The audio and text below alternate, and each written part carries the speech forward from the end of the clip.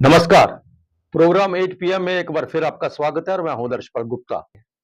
तो आइए अब नजर डालते हैं आज के समाचारों पे। जम्मू कश्मीर के कुलगांव में गुरुवार तड़के सुरक्षा बलों और आतंकियों के बीच मुठभेड़ शुरू हो गई। सेना के जवानों ने मुठभेड़ में 5 आतंकियों को मार गिराया। सेना के अधिकारियों ने पुष्टि करते हुए कहा कि 5 आतंकी ढेर हो गए हैं। अधिकारियों ने बताया कि सुरक्षा बल ने संदिग्ध आतंकवादियों की मौजूदगी की सूचना मिलने के बाद बुधवार रात जिले के बेहीबाग इलाके के कद्दर में घेराबंदी और तलाशी अभियान शुरू किया। कुछ देर बाद तलाशी अभियान मुठभेड़ में बदल गया। आतंकवादियों ने सुरक्षा बलों पर गोलीबारी शुरू कर दी। इसके बाद सेना के जवानों ने जवाबी कार्रवाई की। जवानों ने 5 आतंकियों को मार गिराया। वहीं इस अभियान में सुरक्षा बल के 2 जवान घायल हुए। अधिकारियों ने कहा कि 5 आतंकवादियों के शव बगीचे में पड़े हैं, लेकिन अभी तक उन्हें बरामद नहीं किया जा सका है। देखिए, ये एनकाउंटर जो है ये काडर गांव है। यहाँ पे शाम से जो है वो एनकाउंटर जो है वो चल रहा है और इस एनकाउंटर में अभी तक जो है वो 5 जो है वो टेररिस्ट जो है वो मारे गए हैं। ऑपरेशन अभी जारी है, सर्च ऑपरेशन अभी चल रहा है। बाकी डिटेल जो है जब ऑपरेशन कंक्लूड होगा हम आपको बाकी जानकारी दे देंगे। किस तंजीम से थे और अभी बॉडी जो है वो रिट्रीव हो रही है, उसकी पूरी की पूरी जो है वो आपकी डिटेल जो है वो हम कंक्लूड होने के बाद बता देंगे।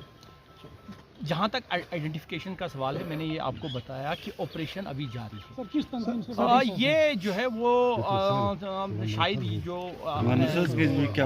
वो हिज़्बुल मुजाहिदीन से ताल्लुक़ रखते हैं ये दहशतगर्द। और बाकी जो है वो ऑपरेशन की डिटेल हम ऑपरेशन के कंक्लूड होने के बाद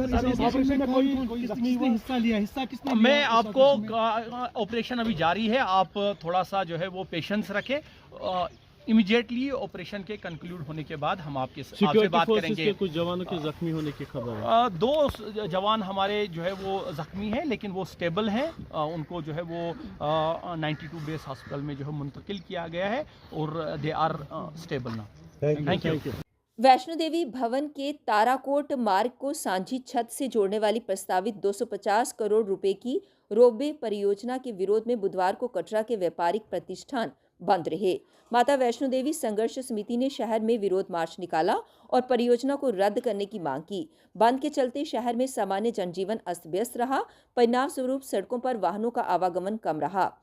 रोपवे परियोजना का विरोध करने के लिए समिति ने सुबह शालीमार पार से विभिन्न संगठनों के सहयोग से बड़ी रैली निकाली।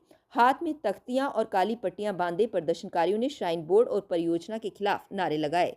संघर्ष समिति के अध्यक्ष बली राम राणा, सदस्य करण सिंह, सोनू ठाकुर, प्रभात सिंह, पीडीपी नेता प्रताप शर्मा, रमन सिंह, मोहन सिंह और अमरीक सिंह ने कहा कि बोर्ड 60,000 से अधिक परिवारों की रोजी रोटी छीनने पर तुला है।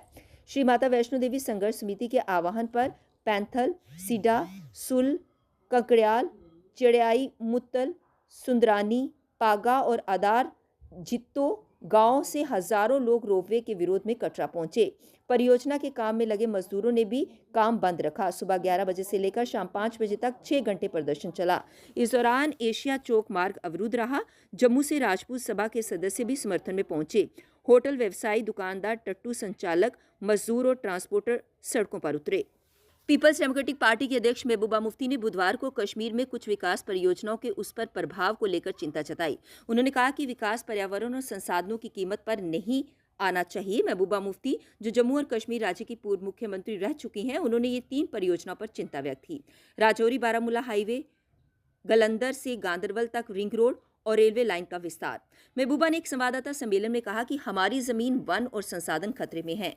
लाखों कनाल कृषि भूमि और लाखों पेड़ इन परियोजनाओं के कारण प्रभावित हो रहे हैं। उन्होंने आरोप लगाया कि कश्मीर घाटी के अधिकांश जिलों में कृषि भूमि इन परियोजनाओं से प्रभावित हो रही है। ये संदेह पैदा करता है कि क्या इनकी आत्मा को, यानी सरकार की आत्मा को, जम्मू कश्मीर के विनाश से संतुष्टि नहीं मिली और अब वे हमारी ज़मीनों के पीछे पड़े हैं।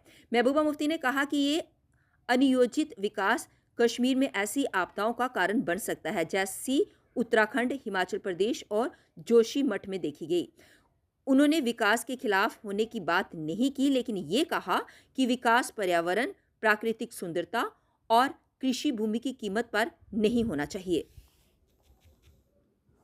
जमीन के साथ जो बर्बादी हो रही है, जो तबाही हो रही है, जो हमारे किसान इस वक्त बात भी नहीं कर पाते हैं, डर है उनको, बात करेंगे तो जेल में डाल देंगे, क्योंकि सोचा था यहाँ सरकार बनेगी तो लोगों का खौफ कम हो जाएगा, वो तो कम नहीं हो रहा है। तो इसलिए मेरी गुजारिश है आज की सरकार से कि ये जो 3 प्रोजेक्ट जिसका मैंने नाम ले लिया, ring road project, satellite township किसके लिए बन रही है वो हमें बता दें, कौन है इसके जो कहां से क्या, श्रीनगर टाउन को, जो श्रीनगर सिटी है उसको डिकंजस्ट करके जहां एक एक घर में 4-4 फैमिलीज रह रही हैं उनको आके बसाएंगे, हम कहेंगे हमारे सड़कों पे, टाउन से लोगों को लाएंगे, मगर उसके लिए भी आपने एग्रीकल्चर लैंड को बर्बाद नहीं करना, उसको तबाह नहीं करना। तो मैं चाहूंगी कि इसमें ये मुदाखलत करें और ये जो सड़कें बन रही है, चाहे राजौरी से बारामूला की हो, चाहे रिंग रोड हो, चाहे रेलवे हो, इसमें देखें कि इसमें हमारी कितनी तबाही, कितनी बर्बादी हो रही है।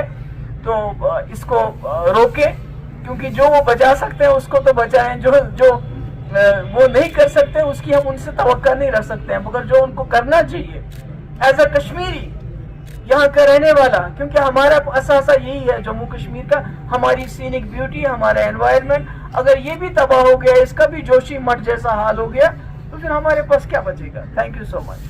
जो हमारी नई जनरेशन है, हमारे पास रहने के लिए कोई जमीन नहीं होगी, हमें बिहार, यूपी, राजस्थान और पंजाब जाना पड़ेगा मजदूरी करने के लिए, हमारे पास कुछ भी नहीं बचेगा अगर इसी तरह ये हमारी जमीन के ऊपर हम डेवलपमेंट के खिलाफ नहीं है, मगर development should not come at the cost of environment, at the cost of scenic beauty, at the cost of agriculture land. ये हमारी रात के गिरते तापमान के बीच दिन में खिली धूप ठंड के प्रकोप को कम कर रही है, लेकिन राहत का ये सिलसिला जल्द समाप्त होने वाला है। जल्द दिन में धूप दिखनी कम हो जाएगी। मौसम विज्ञान केंद्र श्रीनगर से मिली जानकारी के मुताबिक 22 दिसंबर को ऊंचाई वाले इलाकों में हल्की बर्फबारी का अनुमान है। 21 दिसंबर तक मौसम शुष्क बना रहेगा। 19-20 दिसंबर को बादल छाए रहेंगे, लेकिन मौसम शुष्क रहेगा। 21-22 को बादल छाए रहेंगे। 22 दिसंबर की सुबह उच्च पहाड़ी क्षेत्रों में हल्की बर्फबारी की संभावना है।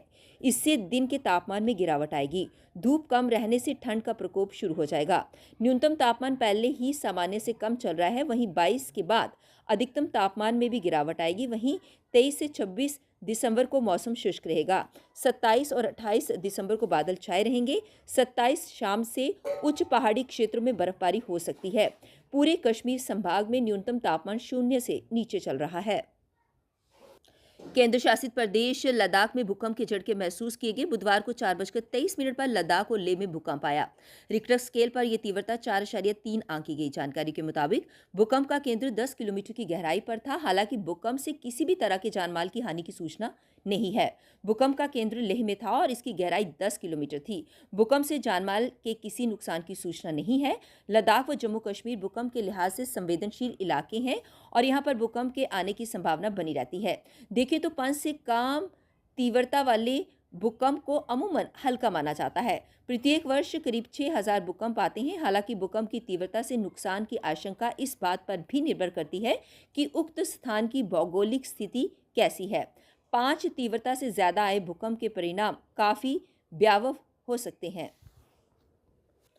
श्री माता वैष्णो देवी श्राइन बोर्ड ने भूगर्भीय सर्वेक्षण भारत यानी GSI और THDC इंडिया लिमिटेड के साथ त्रिपक्षीय समझौता ज्ञापन MOU को मंजूरी दी है। इसका उद्देश्य अर्धकुंवारी और भवन के बीच यात्रा मार्ग में भूस्खलन और चट्टानों के गिरने के लिए कमजोर ढलानों की पहचान करना और उनका समाधान करना है।